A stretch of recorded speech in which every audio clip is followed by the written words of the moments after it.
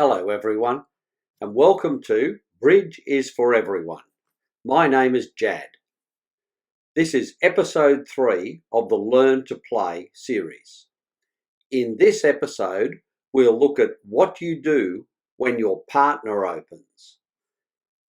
In the first 2 episodes, you were the dealer. In this episode, your partner will deal. Don't worry, I'll still sit beside you to offer advice. Partner has finished dealing, so it's time to look at your hand.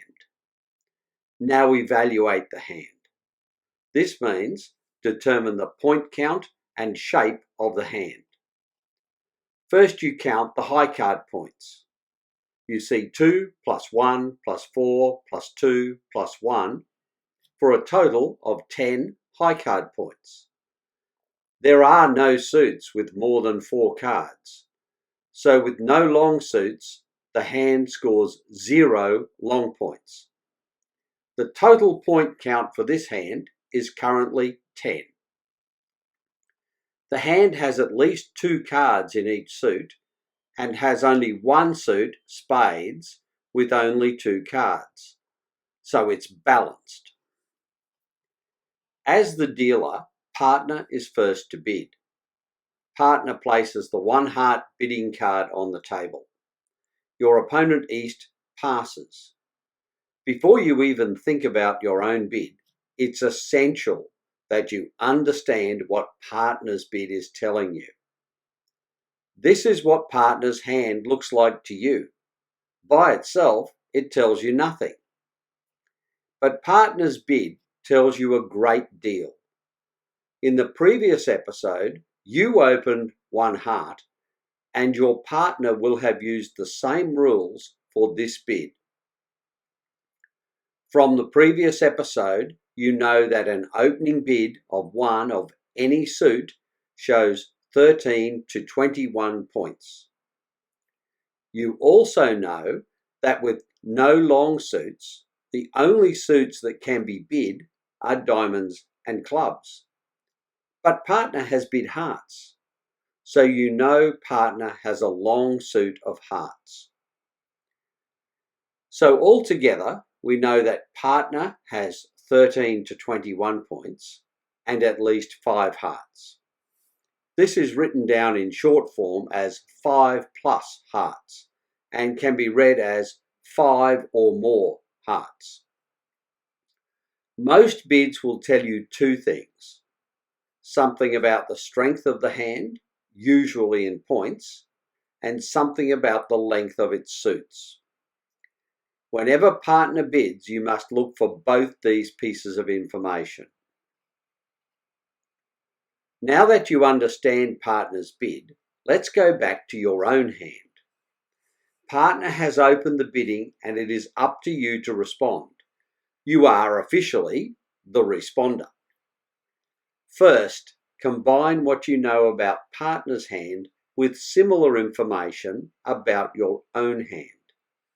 What does the partnership have together?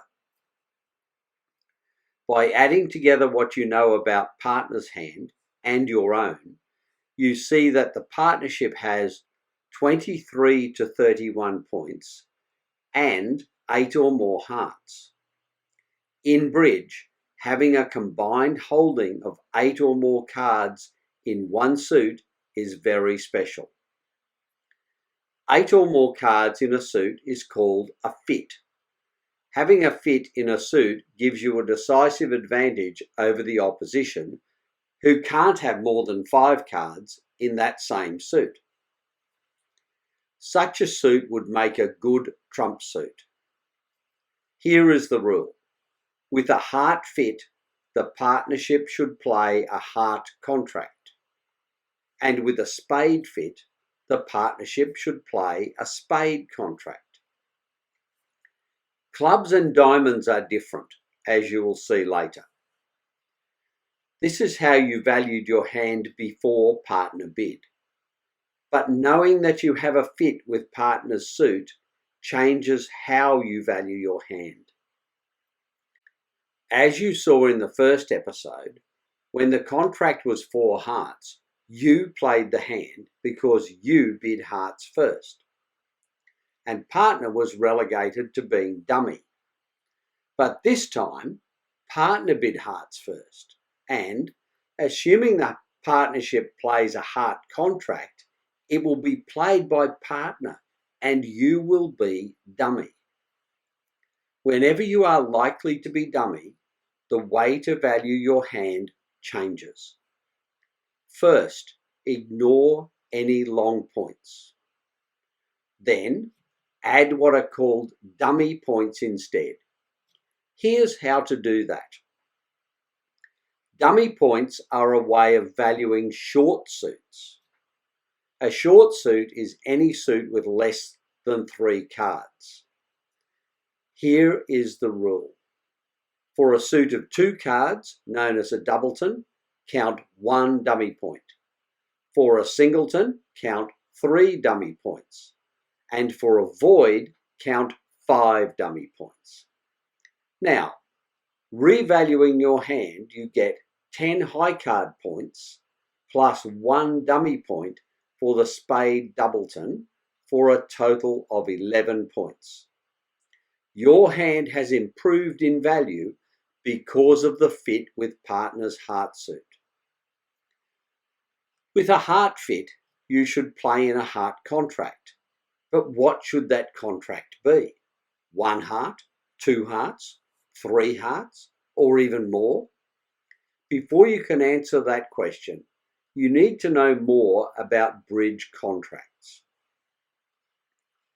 In the first episode, you played a 4-heart contract. I told you that was a good contract because it scores well. When you played that hand, you made 10 tricks. Let's look at examples of the score you would earn under different contracts.